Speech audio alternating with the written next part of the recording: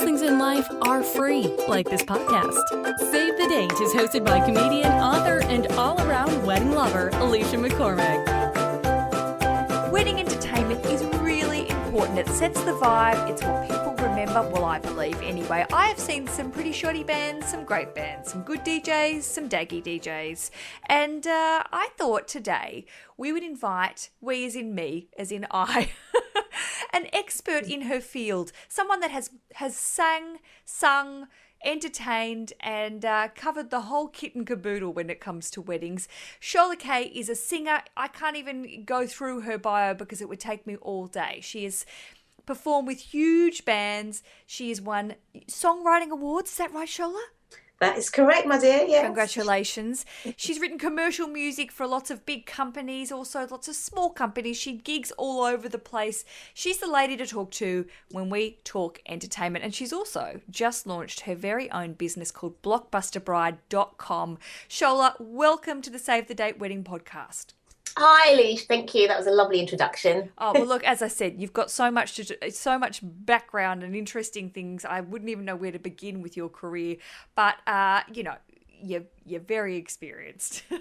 Oh, thank you. When I met Shola, we met at a wedding. What would you call it? Like a networking night? That sounds a bit wanky. What do we say? Yes, it was a networking night for wedding suppliers and vendors. Yes. And I thought it'd be nice to go along and just meet some people that, talk about weddings. And it's always nice to try and find new guests, which, hey presto, I have right now, which is great. But Shola and I connected and we started to become like little buddies at the networking night where we would go around and we were like twins saying, and what do you do? And then I would say my piece and then you would say your piece, and we became a bit of a team by the end of the night. That's right. I had to memorise your spiel, I think, after hearing it 3 or 4 times. We should have swapped and gone, no, I'm Shola and this is Aleisha, and we could have just done each other's speeches just to sex it up a little bit. Can I just say, and I'm going to sing this, if I could sing as good as you, I wouldn't be doing podcasts. You have done some crazy, amazing things. You've sung with Florence and the Machine. Is that right? That is right, yeah. Of course it is. You're not lying in your bio. Exposed. It's a complete lie. Just made it all up. No, I hate always asking people to sum up their whole careers in a short period of time, but hit us with it, Shola. Who are you and what do you do? What do I do? Well, I'm a singer and I'm a songwriter. And I came to it through, I had a corporate career first of all, and I was desperately unhappy, always loved music, and thought, well, I'll join a band. Joined a band, yeah, and then we sort of quickly did some gigs at like the O2 and in Shepherd's Bush, not the great big one. Sure. And then it was like, oh, wow, I love this singing thing. This seems really easy. This was psycho. That was beginner's luck, basically. But yeah, I thought I'd go for it with the music. So I started joining more bands, taking singing lessons. And here I am today. Have done BBs for a few, well-known people, and won some songwriting awards. And I mainly deal with the wedding market as a Motown singer. So I go to weddings and I sing either solo or with a sort of girl trio, Supreme style. Oh, I love it. Bands, yeah, with sort of the usual function band type affair, or jazz too. And it's lovely. It's just so beautiful to be part of people's celebrations, Yeah. And then through doing that, I started to realise, obviously now weddings are so, couples have so much choice with how they want to get married. Do they want a rustic wedding? What kind of, everything, design their own cake. And so what I wasn't seeing happen was people having their own bespoke custom music for the weddings. So they'd have these beautiful videos or slideshows with them, really touching footage, but then it would be some pop song that everyone's heard before. So a couple of months ago, we launched a company called Blockbuster Bride, where we actually work with the bride and groom to create songs just for them, just about how they got married or how they met and fell in love and, their story. And so when people watch their wedding video, they just have that sort of double whammy of the images and also the narrative that's going on at the same time. Yeah, I think it's really nice, and it's such a new way to really personalise that moment for them as well. It's really very clever of you, lady. Well, we'll see. Hopefully people will like it. Of course they will. So, I want to talk about the Blockbuster Bride very much so, but I want to ask you firstly, as a wedding singer, performer, entertainer, how for brides and grooms, one of the questions I get quite often is how to audition and how to choose the most appropriate wedding entertainment.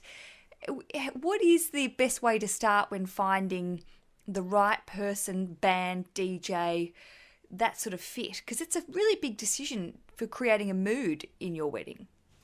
Yeah, it's really a huge one. I mean, I was looking at some stats and I read that 81% of guests say that they remember the entertainment the most. Really? Yeah, which is huge, isn't it? Yeah, it is.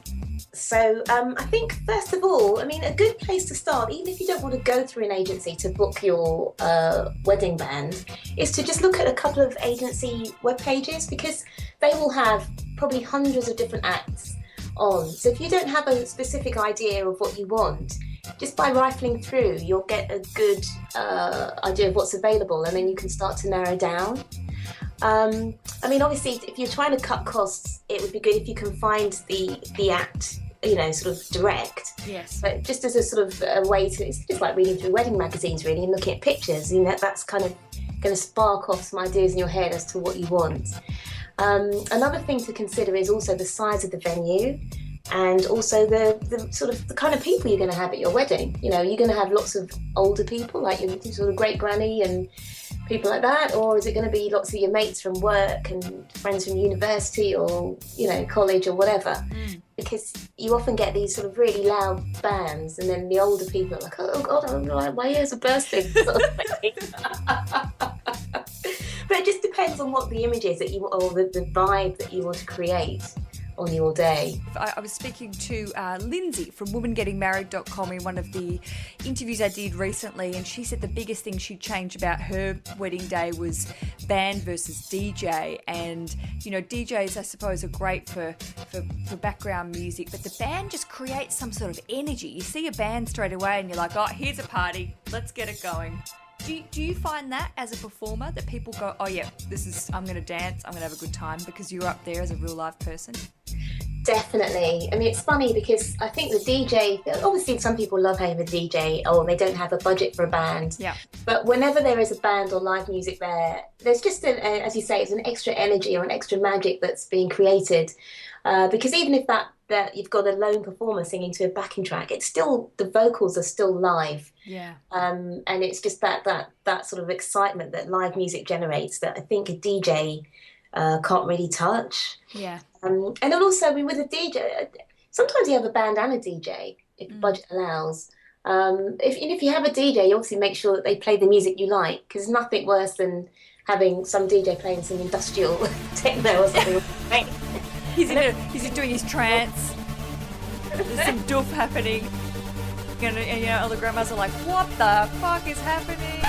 Exactly. Oh, hey, so that's a good point, because DJs, I think a lot of people see DJ and expect, well, there's the DJ like Gary who comes along in his mock leather jacket, who is playing, his crappy selection of hits like we would have at our high school discos or prom if you're in America.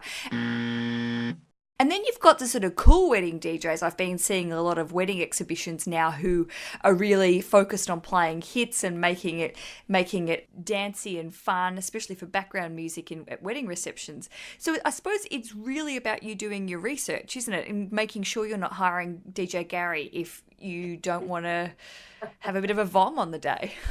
Absolutely. I mean, I've been to some weddings and things where the DJ's just probably taken up half the budget because they've just really gone for it. Yeah. So it really depends on the vibe you want to create. But whoever you decide to book, whether it's an act or it's a DJ, I think the key is just to talk to them beforehand and set expectations so that you know exactly what, not song by song, sure, what they're going to play, but you've just got a good idea that they're going to be communicative, flexible. If somebody asks for a request, then they're not going to sort of snub or be rude to your guests, but they'll play along and they'll have a good time and give everyone else a good time too. That's a good point. I've been to a few weddings where, and I've talked about this before, we have a friendship group who, one of the guys, and he's going to kill me for mentioning this again, but it's like a tradition now that Ray of Light comes on by Madonna and we all jump up and dance. I don't know where it started. It started pre-me. It was before I existed in this friendship group, but it's become a really fun thing. And if we go to an event, whether it's wedding or something else, and the DJ refuses to play Ray of Light, I am really angry. But this is my problem, clearly. But the thing is, it's funny how people react to requests. You're right, that if, I'm not going to come up to you in an event and go, you play my song, because you're a live person and the band may not have it. But I think DJs should be prepared to be asking for requests to be met. As JLo would say, play my mother song. I beeped myself there because I was being polite. No, I definitely think so. I mean, think back in the days of vinyl where DJ could only bring a limited amount of stuff with them. Yes. Then they could get away with that. But now, I mean, most DJs have got Spotify or, some kind of streaming. So even if they don't have that song physically with them, there is a way that they can play it. Yes. So yeah, it's all up for grabs really if you make a request pretty much these days, yeah. Now, as a wonderful singer, as you said, you are very versatile in the genres that you cover as a performer. What is your favourite? What makes you happy and excited when you get booked for a gig? What's your preferred gig, I suppose? Well, I sing a lot of Motown, and it's funny because what I see now is all ages dancing to it, and Yeah. that's so cool. I mean, I've had mothers come to me in tears, like a woman, she was probably in her mid-40s, and her son, who was about 18, had been dancing, and she said, oh, I've not seen him dancing since he was about 3 or 4 years old. Oh, I love it.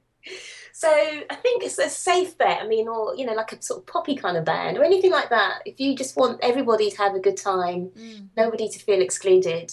So I like doing the Motown for that reason, because it just gets everybody up and it's just real feel good party music, really. It is, and that's where it all began. You think about the history of what we're listening to today in the pop music. There's so much of Motown reflected in our current music, and I always think about Mark Ronson and how, much of his music you listen and go, oh, there are so many layers of Motown within all of his tracks. It's so funky and fun. Oh, I love it. Completely. It's all a throwback now, isn't it? So much. It is. So, yeah. Totally. Tell me about the negatives to some of your experiences. I always like to talk about the positives, but then it's good for listeners to go, all right, whether it be client, bad gigs, bad communication, the world is your oyster. Well, I think for me, I mean, because obviously I'm coming to it from a performer now, but I mean, as somebody who's perhaps hiring a performer, performers they work a bit harder or they're a bit happier if, for example, they're given a meal. And usually this is in the contract, so it's not a great surprise. But if you're provided with a meal and provided with perhaps some drinks, not necessarily alcoholic, maybe soft drinks. Sure. And then somewhere to change that's not a loo where people are queuing up and banging on the door. Oh, I hear you. Get out. It's like, I can't tell you how many stand-up gigs I've been putting my lipstick on before the gig, and then someone comes in and looks at you going, okay, we both know that I'm about to watch you do jokes and you're putting a lipstick on, and it's that awful feeling of going, all right, we've had that moment, I've broken the magic now. You've seen me before I come from behind the curtain. Totally, yeah. I mean, those contracts, these sort of reputable agencies will have some kind of contract where they'll ask the client to provide, even if it's just like a little, it doesn't have to be like, the green room at the O2 or something. Sure. But just some little room where the performer can lock their stuff away and just, get changed in peace and quiet. And everyone wants to do the best job they can, but it does, if you feel sort of happy and looked after, it does tend to relate to your performance, that it does have a little knock-on effect. And I think as a performer as well, you're right, that if there's been a bit of pre-thought, pre-feelings and communication, you're a lot more comfortable with each other. You sort of know what to expect. You're going to come with your A game.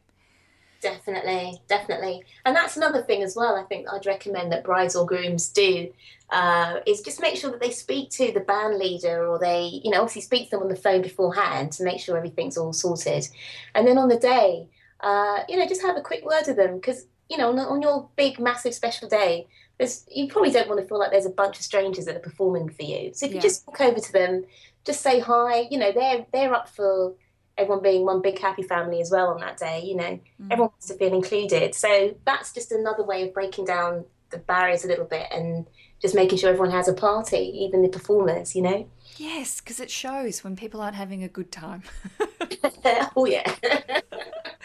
I will say I've emceed lots of corporate events, but also I emceed a friend's wedding last year, which is always nervy. You know, when you're doing something that's your gig, but you're doing it for a friend, there's like an extra layer of pressure. Have you had that before, Shola? Yeah, I've done a couple of friends' parties and things, and it's just, yeah, I totally get you because you want to be professional, but then also you've got that kind of friend thing going on, and Yeah.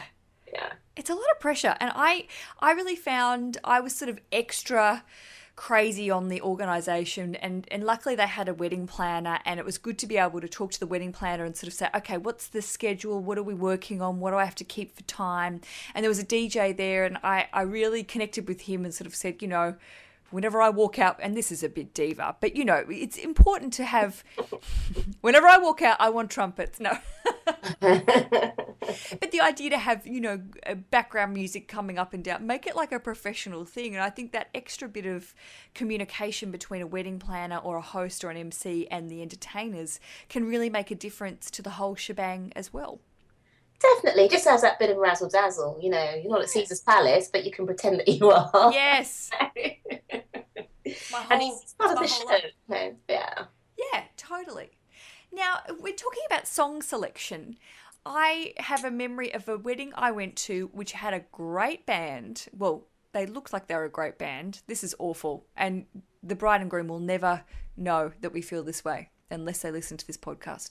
But they picked a lot of songs that were quite old school, but sort of like daggy old school. Daggy's not a word we use, is it? Daggy's like daggy. It's a very Australian. Naff is Neighbours.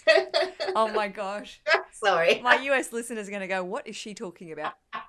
I should put that in my Australian translations. I mean, sort of naff. And it was like, what's the do, looking out my back door. Who's that? I've forgotten what they're called. And I sang again. That's good, girl. No. But it was sort of like the music that your dad would like, but quietly in the car on his way home from work, not sharing with a whole group of people. And I tried, like if I see a band or something, I'm the first one to dance. But it was the hardest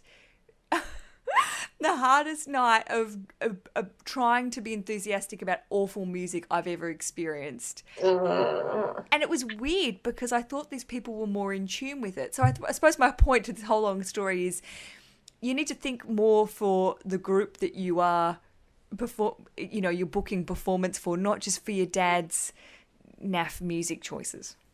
Exactly. Because sometimes what you find is the parents are actually the ones that are paying for the band. Yes. So right, I want this, I want Motown, or I want so-and-so.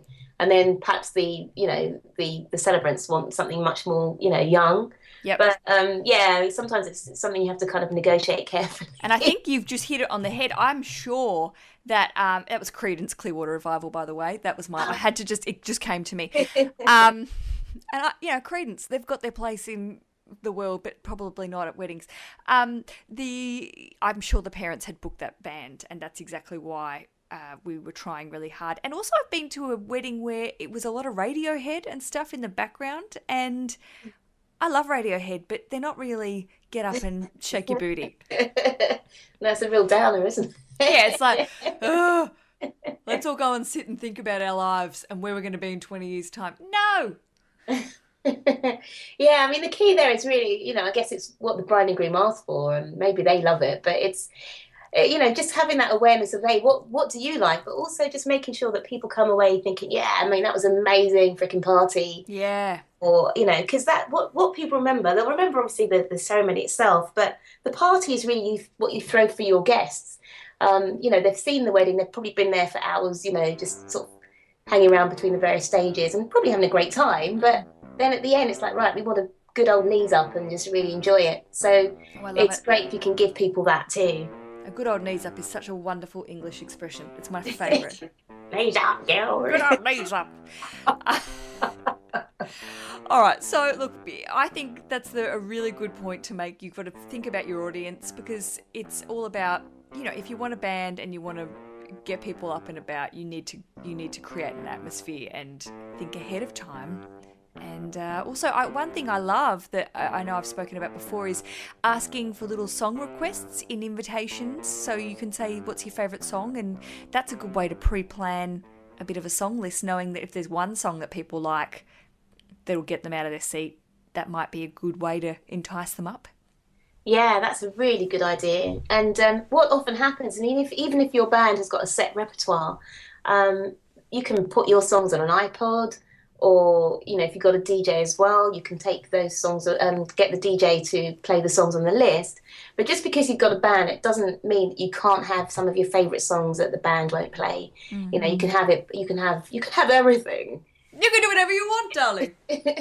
Yeah. Said like a true professional. I am talking to Shola Kaye. She is the genius behind BlockbusterBride.com. She's an amazing singer who has sung everywhere with everyone. Full stop. There is more with Shola after this. New to the podcast? Head to acast.com/save the date for the entire back catalog. Try starting at the beginning. I dare you. We are talking all about wedding entertainment and those magic touches you can add to your wedding day, especially with song and music, that will make it memorable, because that's what it's all about. It's about you and the other person having a lovely, marriage, but it's also about having a cracking good time. That's why I have invited Shola Kaye onto the Save the Date Wedding podcast. She is a singer, as you've heard, and she also runs a pretty cool company called BlockbusterBride.com, where she will create you her and her team. You've got a bit of a posse happening, haven't you, Shola? I do, because not everybody likes 80s power ballads. Who doesn't? If I find someone who does not like an 80s power ballad, oh my God. I nearly sang. You see, I get around people that are professionals at doing what they do, and then I try and jump in and just embarrass myself, so I shall not sing again. But Go for it, girl. You're so nice. You're so nice. I think one of my things is, if I could have a magic skill that just appeared overnight, it would be singing. And I'm sure you've heard that before. It's funny, isn't it? I mean, people do say that. But for example, for me, I'd like to be a comedian. To make people laugh is such a gift. So that's something that you can do. We could swap for a day and I could just build out some Motown and you can tell some gags. Yeah, let's do it. Oh. And I like the idea, I think, as well, about a comedian, unless you're like a prop person or someone that dresses up, you generally just turn up in your jeans and your snazzy top and a pair of shoes and do your gig. But you've got such a scope for dressing up and doing whatever you want. I love the idea of glamming up for the job. Yes, it's quite funny because I'm much more of a sort of casual person. So it's nice to have that contrast where you get the sequins on and, sometimes it's a wig and fake lashes. Oh. That sort of thing. Do you feel like when you put all that gear on, does it feel like, I don't know, you're stepping into a character? Do you have a persona on stage? Sometimes I do a tribute act, which I won't talk about because I'm not a massive fan of doing tributes. But when I do that, then I have to try and adopt a bit of a persona. Go on, tell me who it is, just quietly. Okay, because it's only you. Yeah, no one else will ever hear this. Sometimes I do Diana Ross. Oh, you can't. I mean, look, she is the best, and I can so imagine you as Diana Ross. And if you're going to be a tribute person, kudos to you, because that's amazing. Oh, thank you. Yeah, a lot of wig, big wig, big lashes, big sequins, Bit of diva, bit of sass. Absolutely, absolutely. So, I mean, it can be fun. And as I say, for someone like me, I grew up a real tomboy. So it's quite nice having a bit of an alter ego, or having to, get the lash glue out and all that kind of thing. Yeah. But, obviously, again, talking in terms of sort of weddings in general, some people love having a bit of glitz, and other people would prefer just having some blokes with guitars in plaid shirts, you know. So again, it totally depends on what sort of wedding you're trying to go for. But just a bit of a warning, if you want the guys with the plaid shirts with acoustic guitars, just don't expect everyone to get up and rock their socks off on the dance floor. You know, plaid shirt guitar guys, they have their place. And maybe in the background while you're eating dinner. But if you want people to super shake their boot, probably not the right guys. You probably want Shola. Of course. Now, I was saying, I did take us on a bit of a journey then. I was saying about Blockbuster Bride, and I really want to talk to you about how you came up with this idea and how you write these songs, because it's a really big thing to write a song. It's a lot. It's like people ask me how to write a joke, and I'm like, I don't know, you just do it. How do you... Who is in the market for their own song, and how the hell do you do it? The way we're sort of pitching it at the moment is we've got the story of how a couple of people came together and fell in love. And it's an amazing thing if you can share that with people on the wedding day itself. Because at weddings, you've got quite a few people. Obviously, you've got everyone who's very close to the bride and groom, but there's also people's partners that perhaps don't know the bride and groom so well. Yeah. And it's just a great opportunity for you to show off your own unique story to everybody. So there's the story of how you met and fell in love with all your wonderful photos. And then the idea being that you've got a song that brings that narrative together, and then you can create a little slideshow or have your own bits of video with that song running in the background. So it's really people who aren't afraid of being in the limelight, and it's your own wedding, so, you know. Yeah, It's a one day thing. So it's for people who just want to sort of pull attention to themselves and say, right, look, you know, this is how we fell in love. Be moved by our story, because it is completely moving. Are you finding that, because I think this would be a great gift if you were to surprise your partner on the day, that'd be pretty snazzy. Absolutely, yeah. I mean, we wrote one for, it wasn't so much for the wedding day, but it was for their first anniversary. And a groom, we interviewed him and got some information about how they met and fell in love, and wrote a song from his perspective. Which, you know, the two of them, it's on our website, the two of them are both sort of amazing. He's a diver, she's a ex-Commonwealth swimmer, and great. Yeah, it's incredible. Wrote a song for them called Water Baby. Only one for me. What a baby, what a baby. What a baby, what a baby. And the memories show up in my mind like road signs. First kiss on the beach with me feeling so shy. Where he's sort of singing to her, you know, that she's his water baby. And it also coincided with the birth of their little baby too. So it was great because then the water baby, name had double meaning. But then he gave that to her as a gift, and he said, oh, it's great to get brownie points with the missus. She loved it. Well, it is. I did an episode recently where someone, a lovely listener, wrote to me and said, you know, gosh, it's really hard about all this pressure of giving stuff and gifts to either bridesmaids and grooms, you know, back and forwards on the day. And I suppose this is the idea that you're giving them something that you can look back on in, I don't know, 50 years' time, but also something your kids can listen to, people on the day, if you choose to share it in your wedding. It's quite a lovely, emotive, personal thing that isn't just stuff. Yeah, exactly. I mean, I hate to be like a sort of, you know, naysayer doom sort of monk, but Come on. The bell's ringing. On the website, that the cake, once it's eaten, it's gone. You know, the flowers, once they're sort of there, the day's over, they've been packed away. But something like this, you know, you can keep forever, and you can just bring it out at family occasions, or, as you say, play to your kids, put it on YouTube and play to all your family. So it's just something that people can continue to share, and it's really nice for that reason. I think it's a lovely, as you say, lovely gift, lovely memento. I'd make everyone sing along to it. I'd get really self-indulgent and have it singing, and I'd put the words on the table so everyone has to sing. I sound like a tyrant. Well, that's the thing. I mean, people can take, if they sort of plan it well in advance, you know, they can take the lyrics and they can use them in their invitations, and, as you say, sort of get them printed out on the tables. So although it seems like it's just one song, you know, there's so many different uses for it. Before we go, I just want to ask you, what is the one song, what is the dance floor filler that you would recommend to all people, not to put you on the spot? Gosh.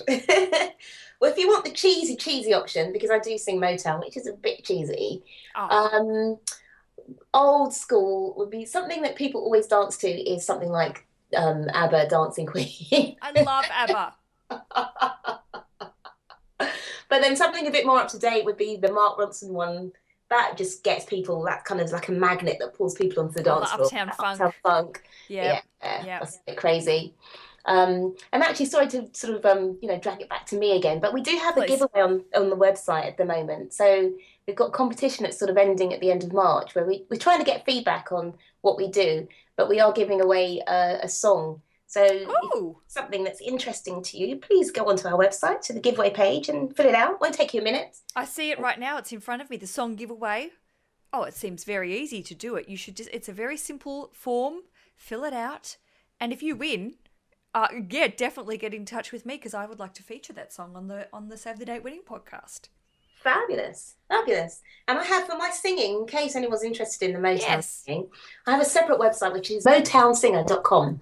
So that's where you can find my singing stuff. Fantastic. I will link to both of those websites on the Save the Date Wedding Podcast blog. That's savethedatepodcast.com, in case you've forgotten. I think I've told you enough, but you never know. Well, thank you so much for sharing all of this with me and my lovely listeners. And think about your song choices. Don't play Radiohead for dance floor fillers and hire a really snazzy Motown band. Of course. Thanks, Shola. Thank you, Leish. It was great. Cheers. Save the Date Wedding Podcast. Don't plan your wedding without it.